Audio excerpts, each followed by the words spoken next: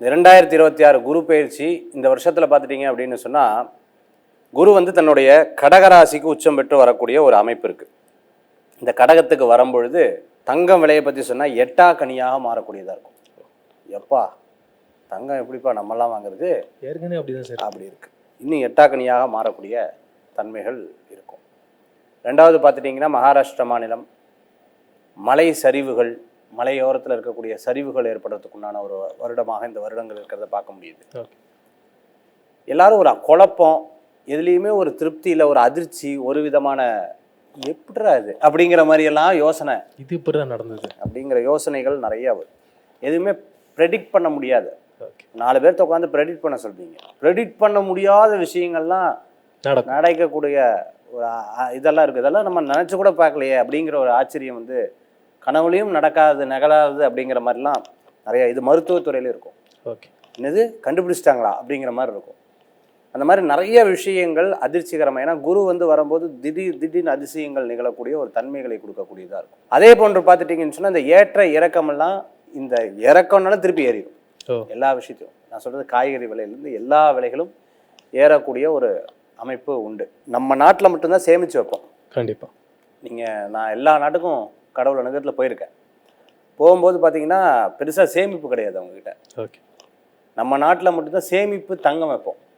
அதுக்கே ஒரு செக்கு வைக்கிற மாதிரி இருக்குது. இப்போ பார்த்தீங்கன்னா யார்ட்டையும் சேமிப்பில் நீ கொஞ்சம் கொஞ்சமாக குறையக்கூடிய தன்மைகள் ஏற்படுது. நம்மளும் இனிமேல் வாழ்ந்துட்டு போயிடலாம். கொரோனாக்கு அப்புறமே பாதி பேர் அப்படி தான் இருக்காங்க. இருக்கிறது என்ஜாய் பண்ணிட்டு போயிடலாம். என்னத்தான் போய் சேமிப்பு. இன்னைக்கு 2K கிட்ஸ் எல்லாம் பார்த்தீங்கன்னா நிறைய பேர் இப்படி இருக்கிறத நம்ம பார்க்க முடியுது. கண்டிப்பாக அதெல்லாம் சும்மா போட்டு இருந்து என்ன ஆக போகுது அப்படிங்கிற மாதிரி. ஸோ இதையும் தாண்டி நம்ம எல்லாமே நம்மளுடைய பெரியவர்கள் நிறைய விஷயத்த சொல்லி கொடுத்துருக்காங்க. நீங்கள் பத்மநாப சுவாமி கோயில்னு ஒன்று இருக்குது. அங்கே போய் பார்த்தீங்கன்னு சொன்னால், அந்த அறையை திறந்தோம்னா நகையாக சாமிகிட்ட இருக்குது. ஸ்ரீரங்க பெருமாள்கிட்ட போது பார்த்தீங்கன்னா, அந்த காலத்தில் அரிசி பஞ்சம் வந்தது.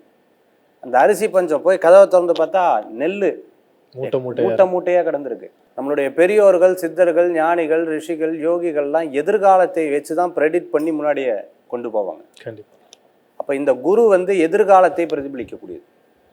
ஆன்மீக விஷயம் எந்த இடத்துல தலைக்கிறதோ அந்த இடத்துல வந்து நன்மைகள் ஏற்படும். ஆன்மீக விஷயங்கள் எந்த இடத்துல அதுக்கு எந்த பாதகம் வரலையோ அந்த இடத்துல குழப்பம் வராது.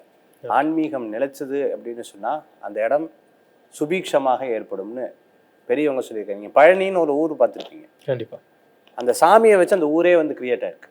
கண்டிப்பாக. திருவண்ணாமலைன்னு ஒரு ஊர், அந்த சாமியை வச்சு அந்த ஊரே கிரியேட் ஆயிருக்கு. திருப்பதிங்கிற ஊர், அந்த சாமியை வச்சு அந்த ஊரே கிரியேட் ஆயிருக்கு. இப்படி எவரொருவர் தெய்வ காரியத்தை, தெய்வ சாநித்தியத்தை கையில் எடுக்கிறாங்களோ, ஏன்னா குரு நல்லா இருக்கும் பொழுது குருவை நம்ம தொட்டுட்டோம் அப்படின்னு சொன்னால் வாழ்க்கையில் வெற்றி உண்டு.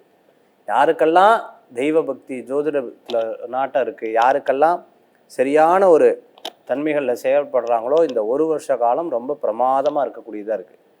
இல்லைங்க எனக்கு தானாக அதிர்ஷ்டம் வரணும், உட்காந்த இடத்துல ஏதாவது சாதிக்கணும், குரு இல்லை. குருவுடைய குரு வந்தாலும் காரியம் நடக்காது.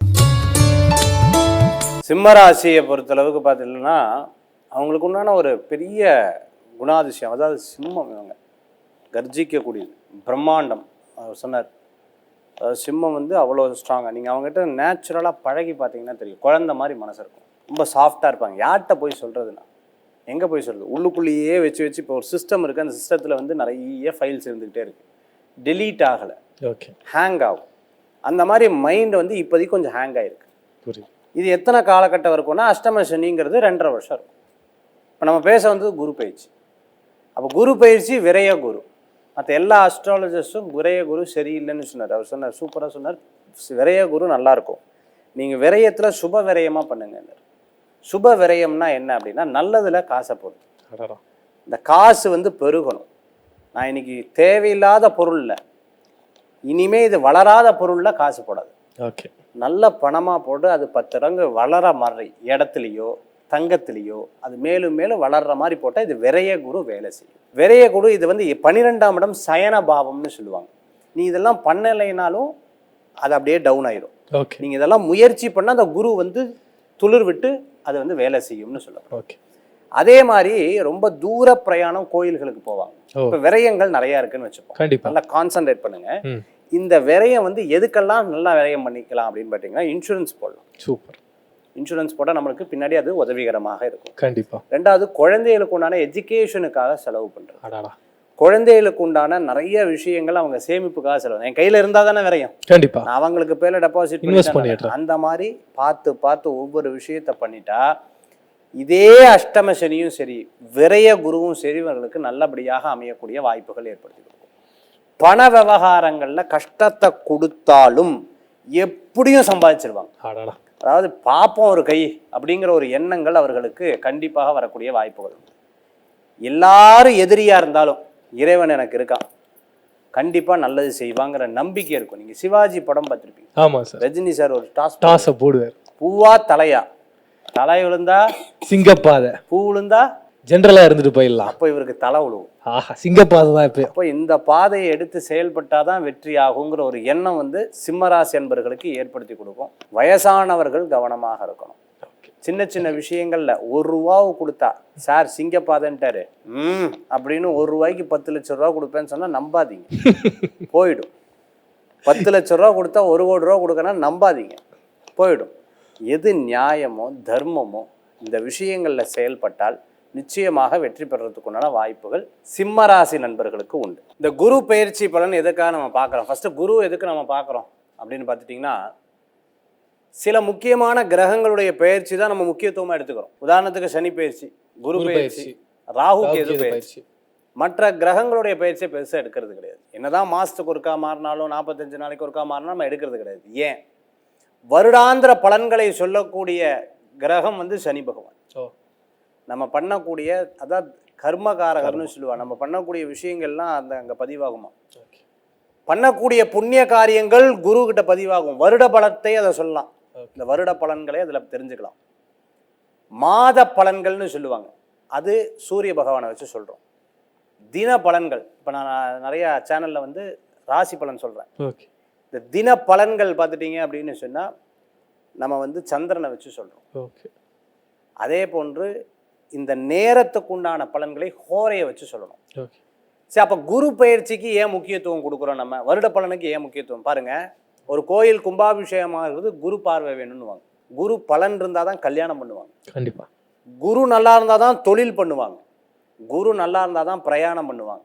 குரு நல்லா இருந்தது அப்படின்னு சொன்னால் அவர்கள் வாழ்க்கையில் வாழையடி வாழையாக சிறப்பாக இருப்பாங்க அப்படிங்கிறது பெரியவங்களுடைய தத்துவம். இப்படி ஒவ்வொரு மனிதர் வாழ்க்கையிலையும் நான் ஏன் கஷ்டப்படுறேன்னு நீங்கள் கேட்டிங்கன்னா ஒன்று சொல்லுவாங்க, என் குழந்தைக்காக கஷ்டப்படுறேன்னு.